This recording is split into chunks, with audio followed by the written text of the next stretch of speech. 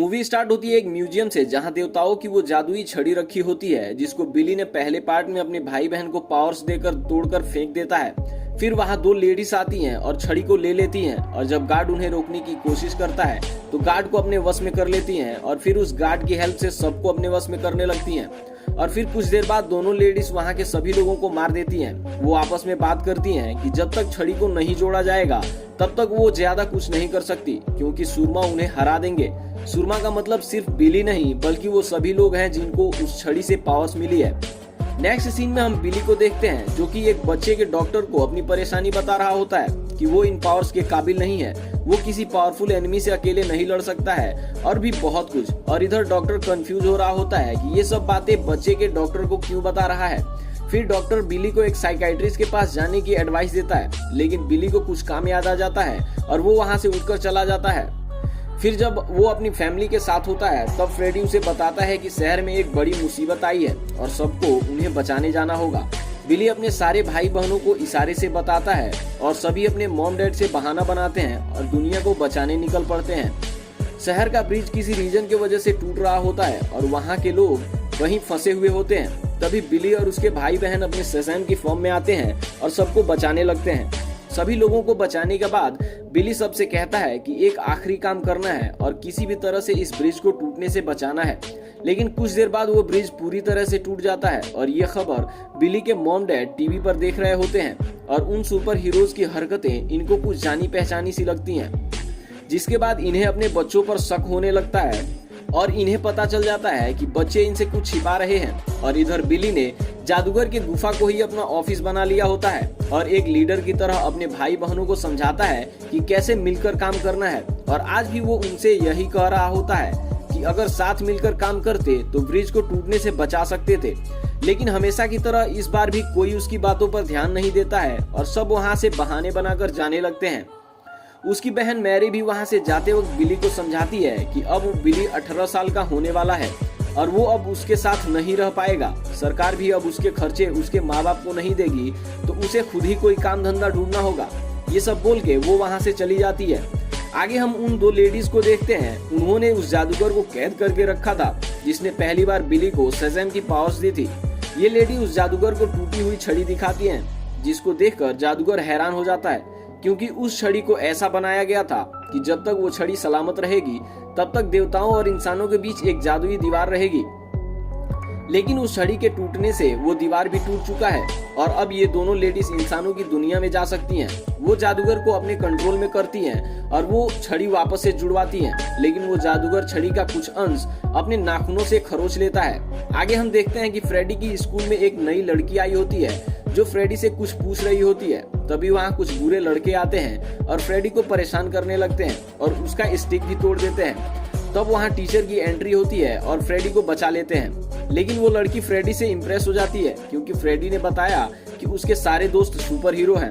इधर वो जादूगर उस छड़ी के टुकड़े में मंत्र पढ़कर बिली को आने वाले खतरे के बारे में आगाह करने भेजता है। और इधर बिली वंडर वुमन के साथ डेट पे गया होता है लेकिन वंडर वुमन के चेहरे की जगह पर जादूगर का चेहरा दिखाई देता है जो बिली से कहता है कि एटलस की वारिस उन्हें मारने आ रही हैं और उसकी पूरी दुनिया को तबाह कर देंगी। बिली ये सब देखकर डर के मारे अपनी नींद से जाग जाता है। अगले दिन स्कूल में फ्रेडी के पास एन आती है और उससे सुपर हीरो दोस्तों के बारे में पूछती है और फ्रेडी भी बड़े एक्साइटमेंट के साथ उसको सब बताने लगता है। तभी बिली वहां पहुंचता है और काम के लिए उसे बुलाता है। उसे अपने सपने और आने वाले खतरे के बारे में बताता है और उसे इमरजेंसी मीटिंग में टाइम पर पहुंचने के लिए कहता है।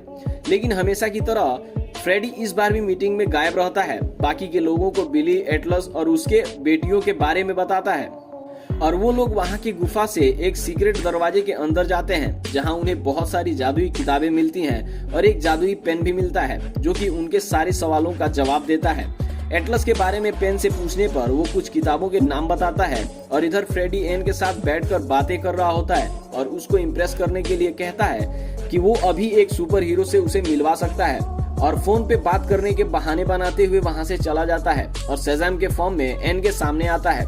और इधर उन सारे किताबों को पढ़ने के बाद बिली को पता चलता है कि पहले देवता इंसानों को गुलाम समझते थे लेकिन उनकी गुलामी से तंग आकर इंसानों ने देवताओं के खिलाफ बगावत कर दी। एटलस देवलोक का राजा हुआ करता था जिसने जीवन वृक्ष से एक जादुई छड़ी बनाई जिससे सिर्फ चुनिंदा देवताओं को ही शक्तियां दी जा सकती थी। लेकिन उनसे तंग आकर इंसानी जादूगरों ने एक कबीला बनाया और एटलस से उसकी छड़ी चुराकर उसी की पावर्स को छीन ली और पूरे देवलोक को एक जादुई गोले में एक डिब्बे की तरह बंद कर दिया ताकि उन्हें छड़ी से हमेशा दूर रखा जा सके। और अब छड़ी के टूटने से गोला टूट चुका है। तभी न्यूज में बिली देखता है कि 2 लेडीज ने उन छड़ी को चुरा लिया है।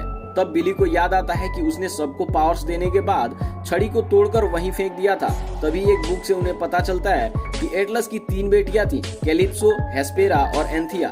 और इधर फ्रेडी अभी भी एन को इम्प्रेस करने में बिजी होता है। तभी वहाँ कैलिप्सो और हेस्पेरा आती हैं और छड़ी की मदद से फ्रेडी की शक्तियां छीन लेती हैं। तभी पता चलता है कि एन और कोई नहीं बल्कि एटलस की तीसरी बेटी एंथिया है। तभी देखते हैं कि बिली उसे बचाने आ रहा है तो एंथिया उसे अपने पावर से रोकने की कोशिश करती है। उसके बाकी के भाई बहन भी आ रहे होते हैं जिसे देखकर कैलिप्सो उसे मारने को कहती है, लेकिन एंथिया उन्हें रोकते हुए कहती है कि उनका मकसद जीवन बीज पाना है। और फिर वो फ्रेडी को अपने साथ ले जाती है और पूरे शहर को एक जादुई गोले में कैद कर देती है। फ्रेडी को भी उसी जगह कैद करती है जहाँ जादूगर कैद होता है। जब जादूगर को पता चलता है कि बिली ने अपने पावर्स को अपने भाई बहनों में बांट दिया है तो वो बहुत ज्यादा निराश होता है। और इधर बिली फ्रेडी को बचाने के बारे में सोचता है और जादुई पेन की मदद से एक समझौता खत भेजता है तीनों बहनों के पास।